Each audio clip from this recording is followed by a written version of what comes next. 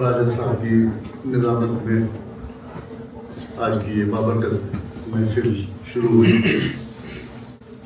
اور میں سمجھتا تھا کہ اب یہ اختتام کا وقت ہے. قاری صاحب کا کافی انتظار کیا اور الحمدللہ آپ جلوہ گر ہو گئے. آپ کی تشریف آوری، شاہ صاحب کی آمد مبارک. میں سب سے پہلے چودھری صاحب کو مبارکباد پیش کرتا ہوں کہ وہ سالانہ اپنے گھر پر رسول اللہ صلی اللہ علیہ وسلم کی میلاد پاک کی یہ محفل سجاتے ہیں. میلاد شریف اور مسلم کمیونٹی کے کلچر کا حصہ ہے. یہ ہمارا کلچر ہے. اب چند مولویوں نے یہ پروپیگنڈا کر کے کہ جی میلاد کی سیرت کیوں نہیں کرتے. جس کی میلاد ہوتی ہے وہ سیرت اسی کی ہوتی ہے. جو پیدا ہوتا ہے سیرت تو اسی کی ہوتی ہے. ماشاءاللہ. تو میلاد ہمارے کلچر کا حصہ ہے اور یہ تبلیغ دین اور شریعت کی تشہیر کا ایک بہترین پلیٹ فارم ہے.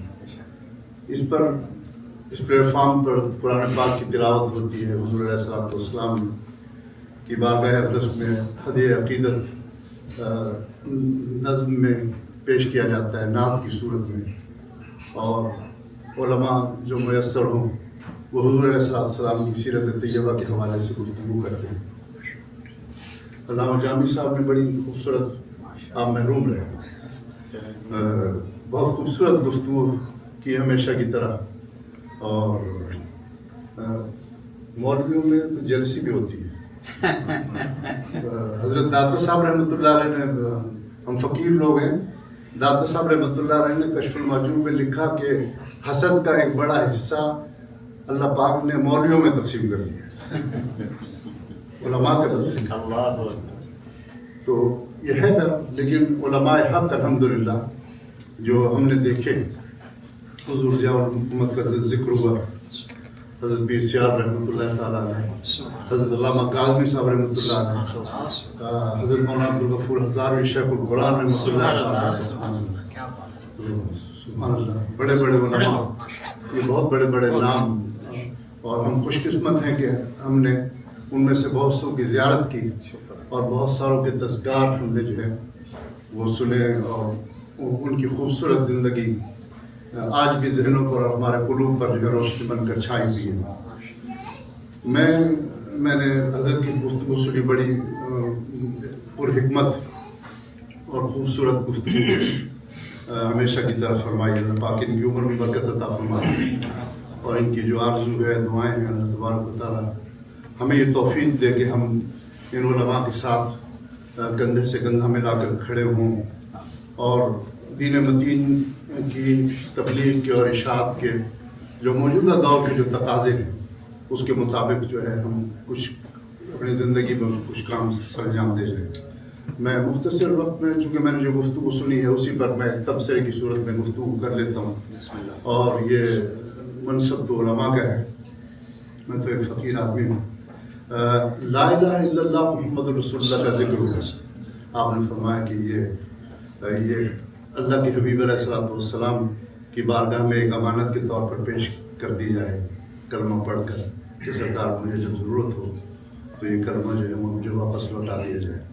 تو دراصل لا الہ الا اللہ کہ اللہ کے سوا کوئی معبود نہیں ہے، کوئی ایسی طاقت کائنات میں نہیں ہے وحدہ لا شریک کے سوا کہ جو کسی کا کچھ بگاڑ سکتی ہو، کسی کو کچھ دے سکتی ہو، کسی سے کچھ لے سکتی ہو. صرف اللہ کی ذات جو ہے. تو اسلام نے اس توحید کے اس کلمے پر اور اللہ تبارک و تعالیٰ کی وحدانیت کو ذہنوں میں اور قلوب میں راسخ کرنے کے لیے، تاکہ یہ کہ انسان جو ہے ایک بڑا کمزور ہے، جب اس میں توحید کی طاقت اور اللہ تبارک و تعالیٰ پر یہ یقین پوری طرح پختہ ہوتا ہے تو یہ ایک انسان مضبوط انسان بن کر کھڑا ہو جاتا ہے. اور اس پر تبصرے کی ضرورت نہیں ہے. ہمارے اسلاف اور یہ صحابہ کرام جو ہیں جنہوں نے توحید کا کلمہ اپنے حبیب علیہ الصلوۃ والسلام سے سنا، اور اللہ پاک نے فرمایا کہ قل هو اللہ احد، اے محبوب آپ فرما دیجئے کہ اللہ ایک ہے. سبحان اللہ. اللہ الصمد، وہ بے نیاز ہے ہر چیز سے. لم یلد ولم یولد، نہ اسے کسی نے جنا ہے نہ اس نے کسی کو جنا ہے. ولم یکن لہ کفوا احد، وہ اپنی ذات میں تنہا اور یکتا ہے، اس کی مثال کوئی نہیں ہے، اس جیسا کوئی نہیں ہے، اس کی طرح کوئی نہیں ہے، اسے کسی چیز سے مثال نہیں دی جا سکتی، تو وحدہ لا شریک ہے۔ تو اس وحدہ لا شریک کی ذات پر ایمان لانا، اور پھر فرمایا محمد الرسول اللہ، محمد صلی اللہ علیہ وسلم اللہ کے رسول ہیں قیامت تک۔ اب یہی کلمہ ہے کہ اب اس پر بھی بہت ساری گفتگو ہوتی ہے کہ بھئی 1400 ابھی صاحب نے فرمایا 1400 سال پہلے درود بھیج رہے ہیں یا اب بھیج رہے ہیں؟ نہیں، اب بھیج رہے ہیں، اور ہر زمانے میں بھیجا جاتا رہے گا، اس لیے کہ وہ 1400 سال پہلے بھی موجود تھے، 1400 سال سے پہلے بھی موجود تھے۔ جب حضور علیہ السلام سے یہ سوال کیا گیا کہ یا رسول اللہ صلی اللہ علیہ وسلم آپ کی خلقت کب ہوئی، تو فرمایا کنت نبیم و آدم بین الماء والطین، میں تو اس وقت بھی نبی تھا جب آدم علیہ السلام کا جسم بھی تیار نہیں ہوا تھا، پانی اور مٹی کی صورت میں آدم علیہ السلام تھے، میں اس وقت بھی اللہ تبارک میں اس وقت بھی نبی تھا۔ تو حضور علیہ السلام اول الخلق ہیں، سب سے پہلی مخلوق ہے رسول اللہ صلی اللہ علیہ وسلم۔ مولانا اشرف علی تھانوی دیوبندیوں کے ایک بہت بڑے عالم ہیں، ٹھیک ہے جی، ان کی کتاب ہے نشر الطیب، یہ میں حوالے کے طور پر، کتاب کا نام ہے نشر الطیب فی ذکر النبی الحبیب۔ اس کتاب کا جو پہلا باب ہے، پہلا چیپٹر ہے، اس میں مولانا نے لکھا ہے کہ پہلی فصل، پہلا باب نور محمدی کے بیان میں۔ اور مولوی صاحب اللہ لڑتے ہیں، ہاں نور اور بشر کے چکر میں ڈال دیا ہے اس امت کو۔ اللہ اکبر، اللہ تبارک و تعالیٰ نے خاتم الانبیاء اور ساری شانیں جس حبیب علیہ السلام کو عطا فرمائی، اس امت کو مولویوں نے لڑوا دیا ہے۔ تو فرمایا کہ پہلی فصل نور محمدی کے بیان میں، اور وہ پہلی حدیث جو انہوں نے اس فصل میں لکھی، کہا کہ حضرت جابر رضی اللہ تعالیٰ عنہ حضور علیہ السلام کے صحابی ہیں، انہوں نے پوچھا کہ یا رسول اللہ صلی اللہ علیہ وسلم، اللہ تبارک و تعالیٰ نے سب سے پہلے کس مخلوق کو پیدا کیا؟ صحابی کے دل میں خیال پیدا ہوا، یہ اتنی کائنات، عالم رنگ و بو، 18,000 عالمین، تو آخر کوئی مخلوق تو اللہ نے پہلے پیدا کی ہوگی، دوسرے نمبر پر کوئی دوسری پیدا کی ہوگی، سب سے پہلے کسے پیدا کیا؟ اللہ کے حبیب علیہ السلام نے سیدنا جابر کی یہ بات اور سوال سن کر فرمایا، یا جابر اول ما خلق اللہ نور نبی کا من نورہ، اے جابر، اللہ پاک نے سب سے پہلے اپنے نور سے تیرے نبی کے نور کو پیدا کیا، تیرے نبی کے نور کو حضور ہے۔ اور پھر یہ وضاحت فرمائی کہ جب نہ آسمان تھے، نہ زمینیں تھی، نہ سورج تھا، نہ چاند تھا، نہ ستارے تھے، نہ عرش تھا، نہ فرش تھا، نہ سمندر تھے، نہ لو تھا، نہ کرسی تھا، اس وقت کچھ نہیں تھا۔ ایک وہ بنانے والا تھا، ایک میں بننے والا تھا، ایک وہ لا الہ الا اللہ تھا، ایک میں محمد رسول اللہ تھا۔ تو اللہ صاحب نے اپنے حبیب علیہ السلام کو سب سے پہلی مخلوق کے طور پر پیدا فرمایا، اور مولانا نے فرمایا کہ ہم کتنے خوش قسمت کہ 1,24,000 یا 40,000 کم و بیش انبیاء جن کی امت میں ہونے کے لیے دعائیں کرتے رہے، اللہ تبارک و تعالیٰ نے وہ ہمیں اعزاز، اپنے حبیب علیہ السلام کا امتی ہونے کا اعزاز ہم گناہ گاروں کو اللہ تبارک و تعالیٰ نے عطا فرمایا۔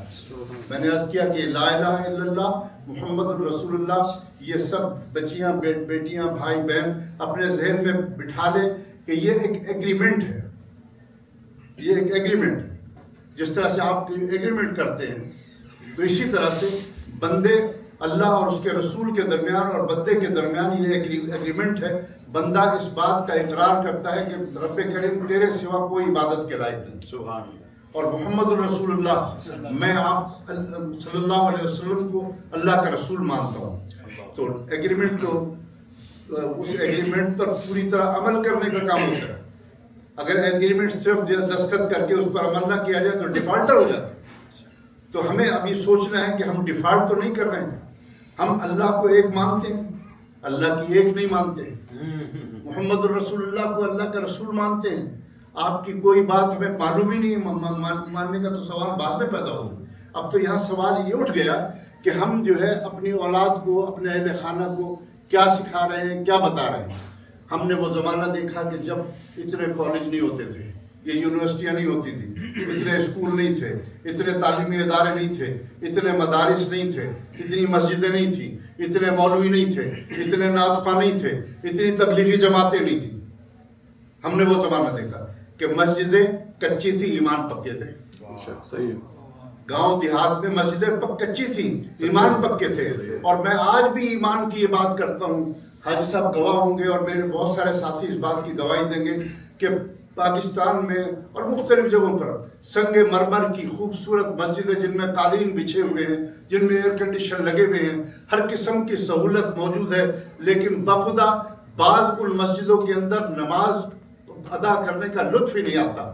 اور کسی گاؤں دیہات میں چلے جائیں جس میں پنکھا بھی نہیں ہوگا، چٹائیاں میلی چٹائیاں پڑی ہوگی، کچی مسجد ہوگی، لیکن جب وہاں اللہ کے حضور سجدہ کریں گے تو آپ کا دل خوش ہو جائے گا۔ اللہ اکبر۔ اس لیے کہ وہ جو مسجد ہے، وہ کچی مسجد جو ہے وہ حلال رقم سے بنائی گئی ہے، حلال کا پیسہ اس میں استعمال ہوا ہے، اس میں سچے جذبے شامل ہیں، اس میں ایمان والوں کے ہاتھ اور ان کے جذبات شامل ہیں۔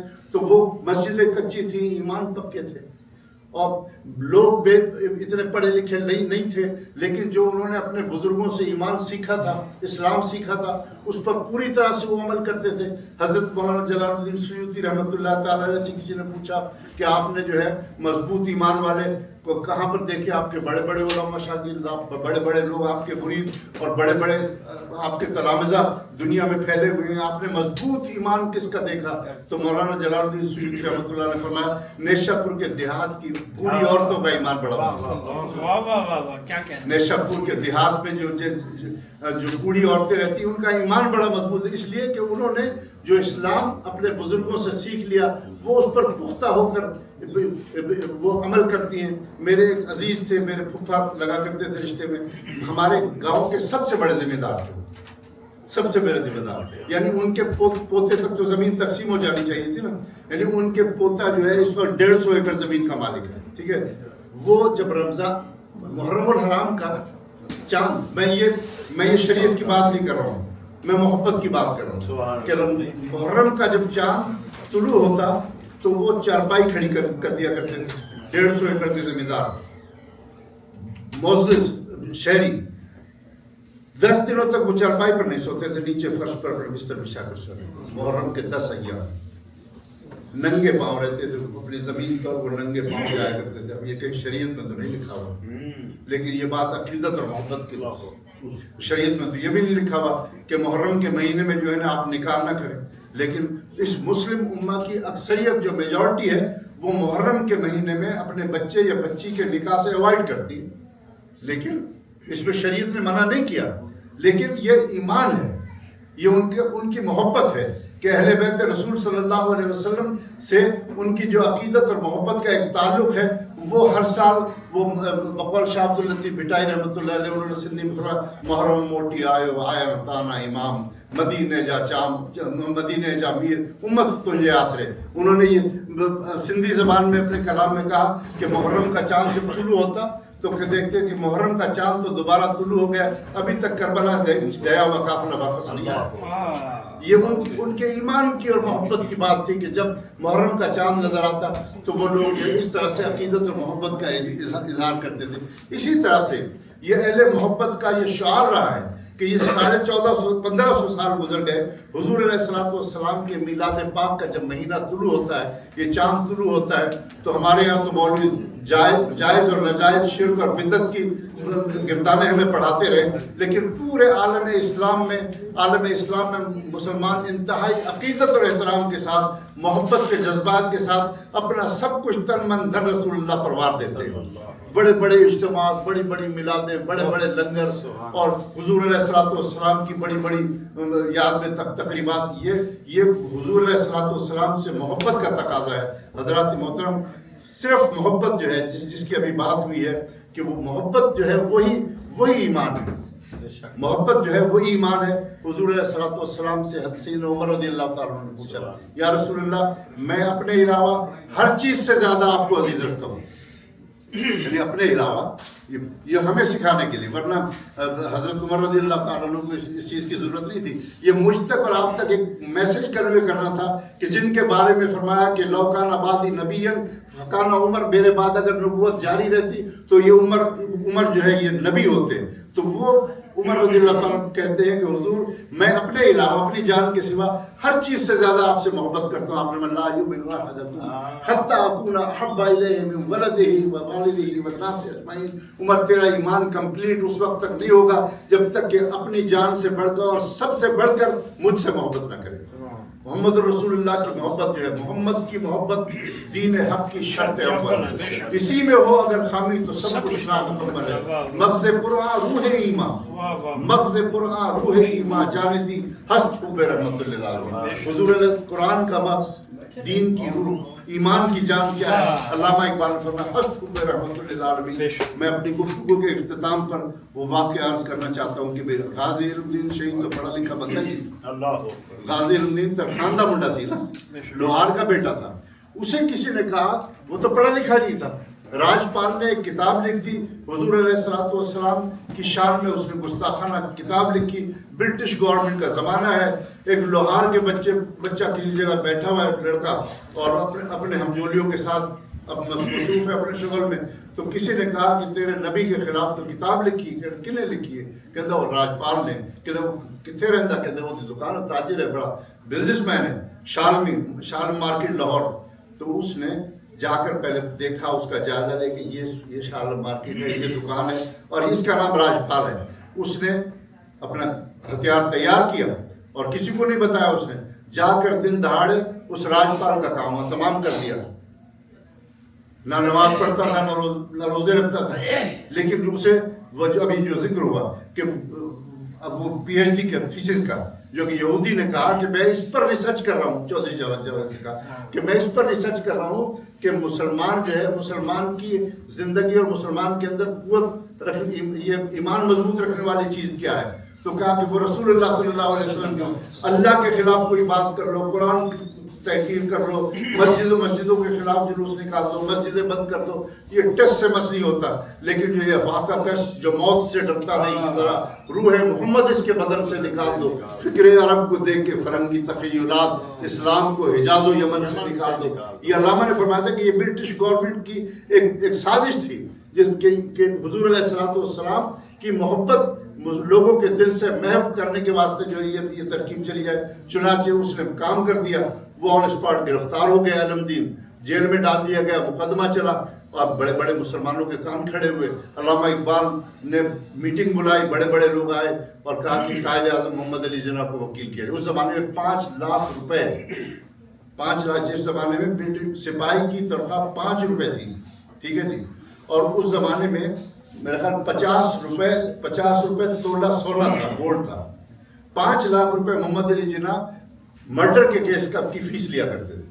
چنانچہ مسلمانوں نے ان سے ریکویسٹ کی، انہوں نے کہا کہ میں تو فری آف کاسٹ اس کیس کو لڑوں گا، واحد کیس ہے ان کے آیا، فری آف کاسٹ اس کیس کو لڑوں گا۔ چنانچہ وہ لایا گیا اور انہیں لا کر کہا کہ مجھے ملوائیں اس سے، تو وہ جیل میں تھا۔ جب ملاقات کرائی گئی تو محمد علی جناح نے علم دین سے کہا کہ علم دین، میں ایک بات کرتا ہوں تم سے، جج کے سامنے جب تم پیش ہو، میں ایز اے وکیل وہاں پر ہوں گا، تم نے صرف یہ کہنا ہے کہ میری عقل اس وقت کام نہیں کر رہی تھی، میں اپنے جذبات سے مغلوب تھا اور میں نے غصے کے عالم میں، جذبات کے عالم میں یہ کام کیا۔ تو علم دین نے کہا احتکام ہوش کیتا ہے،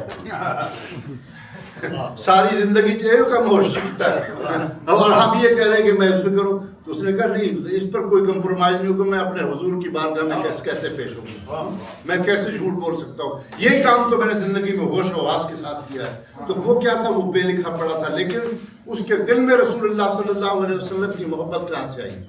میں اپنی بات کو ختم کر رہا ہوں۔ اس رزق حلال، اس کے ماں باپ مزدوری کر کے جو کماتے تھے، وہ رزق حلال سے اس بچے کی پرورش ہوئی تھی۔ وہ اس گھر کا جو ماحول تھا، اس گھر کے ماحول میں محبت رسول کا جو اس پر رنگ چڑھا تھا، اس کے قلب و ذہن کے اندر جو رسول اللہ کی محبت کی روشنی اتری تھی، وہ روشنی تھی جس بات نے اسے مجبور کیا تھا کہ جو ہے یہ رسول اللہ صلی اللہ علیہ وسلم کا گستاخ جو ہے وہ زندہ رہنے کے لائق نہیں ہے، اور میری زندگی جو ہے کسی کام کی نہیں ہے حضور علیہ السلام کے خلاف کوئی بات کرے۔ چنانچہ وہ ہونا تھا، وہ تو نہیں پھرے اپنی بات سے، اور اسے پھانسی ہو گئی۔ ان کے جنازے کو علامہ اقبال وغیرہ نے کوشش کر کے میاں والی سے یہاں پر دوبارہ لاہور لایا گیا۔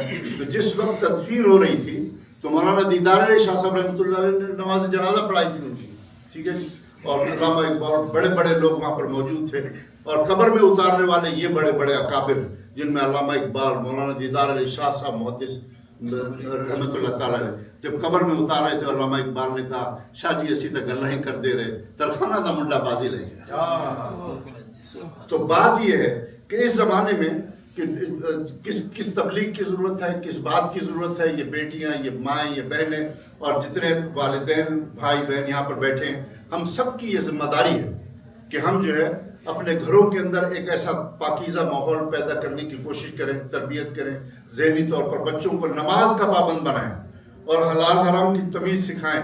میں یہ کہتا ہوں کہ مولانا نے جو فرمایا اس وقت جو ہے اس قدر ضرورت ہے کہ اگر ہم صحیح اسلامی تعلیمات کا ایک 5% حصہ بھی ہمارے گھروں کے اندر موجود ہے. میں نے تو پرانی مثالیں دی نا کہ لکھے پڑھے نہیں تھے لیکن ایمان کتنے مضبوط ہے. آج بھی طلاقوں کا ریشو 0 ہو سکتا ہے جو اس طرح شوٹ کر گیا ہے. ہمارے معاشرے میں جو ہے بچے کی شادی ہوتی ہے اور اس کے بعد جو ہے ناچاکیاں پیدا ہو جاتی ہیں. یہ صرف دین سے دوری کہ بھئی لڑکی کے کیا حقوق ہیں، شوہر کے کیا حقوق ہیں، بیوی کے کیا حقوق ہیں، بچوں کے کیا حقوق ہیں، ماں باپ کے کیا حقوق ہیں. اگر یہ بتا دیا جائے، پاکی ناپاکی کے معاملات بتا دیا جائے، حلال حرام کی تمیز سکھا دی جائے، تو پھر کہا علامہ اقبال نے کہ یہ 4 عناصر ہو تو بنتا ہے مسلمان. اللہ تبارک و تعالیٰ ہم سب کو توفیق عطا فرمائے. اور اس وقت جو پاکستان کی ایک جو صورتحال ہے، میں اس پر ایک جملہ آپ کی خدمت میں عرض کرنا چاہوں گا کہ پورا پاکستان، خاص طور سے پختونخوا کے علاقے اور پنجاب کے علاقے اور یہ سندھ کی طرف جو ہے وہ سیلاب جو ہے وہ جو بڑھ رہا ہے، اس میں لاکھوں خاندان خانمہ برباد ہو گئے. میرے ساتھی وہاں پر سینکڑوں کی تعداد میں فیلڈ میں کام کر رہے ہیں اور انہوں نے مجھے رپورٹ دی، اس میں سینکڑوں نہیں ہزاروں خاندان ایسے ہیں جو کہتے ہیں کہ ہمیں پیسوں کی ضرورت نہیں ہے، ہمیں صرف ہمارے رشتہ داروں تک پہنچا دو. ان کی زمینیں ڈوب گئی، ان کی فصلیں تباہ ہو گئی، ان کے مکان ڈوب گئے، ان کے پاس سواری نہیں ہے. اچھے کھاتے پیتے خاندانوں کے لوگ ہیں لیکن جو ہے وہ اپنی سرزمین پر جانور ختم ہو گئے، رہنے کے قابل نہیں. ان کے رشتہ دار ہیں، کوئی پنڈی میں ہے تو کوئی چکوال میں، کوئی وہ کہتے ہیں ہمارے رشتہ داروں تک پہنچانے کا انتظام کر دو. سینکڑوں خاندان تو ایسے ہیں اور بہت سارے میجارٹی ان کی ہے کہ جن کے پاس جو تھا وہ سب کچھ لٹ گیا ہے. لہٰذا مسلم امہ کی، ہماری اور آپ کی یہ ڈیوٹی اور ذمہ داری ہے کہ ہم رسول اللہ صلی اللہ علیہ وسلم نے فرمایا کہ اپنے مسلمان بھائی کو اپنی طرح تصور کرنا چاہیے. تو آپ لوگوں نے بہت آرگنائزیشنز کے ساتھ تعاون بھی کیا ہے. 28 تاریخ کو ہم واٹر فورڈ میں اسپرنگ فیلڈ میں واٹر فورڈ میں ہم جو ایک محفل نعت کر رہے ہیں اور اس محفل نعت میں میں گزارش کروں گا حاجی صاحب سے بھی تشریف لائیں گے تو ہماری محفل قائم ہو جائے گی. تو اس میں ہم فنڈ ریزنگ کریں گے پاکستان بھیجنے کے لیے، ان غریب خاندانوں کی سپورٹ کے لیے کہ 28 تاریخ کو میں آپ تمام حضرات کو دعوت بھی دے رہا ہوں اور انشاءاللہ آپ کو واٹس ایپ کے ذریعے سے اس کی اطلاع بھی ملے گی. اللہ تبارک و تعالیٰ چودھری منیر صاحب کی اس بابرکت محفل کو اپنی بارگاہ میں قبول فرمائے، ان کے گھر میں خیر و برکت عطا فرمائے. بزرگوں نے لکھا ہے جس گھر میں میلاد شریف ہوتی ہے پورے سال اللہ کی رحمت اس گھر میں نازل ہوتی ہے. تو جتنے یہاں پر ساتھی آئے ہیں اللہ تبارک و تعالیٰ اس کی برکت سے سب کے گھروں میں اپنی پورے سال اپنی رحمت نازل کریں. میں انہیں الفاظ پر آپ سے اجازت چاہتا ہوں. وما توفیقی الا باللہ.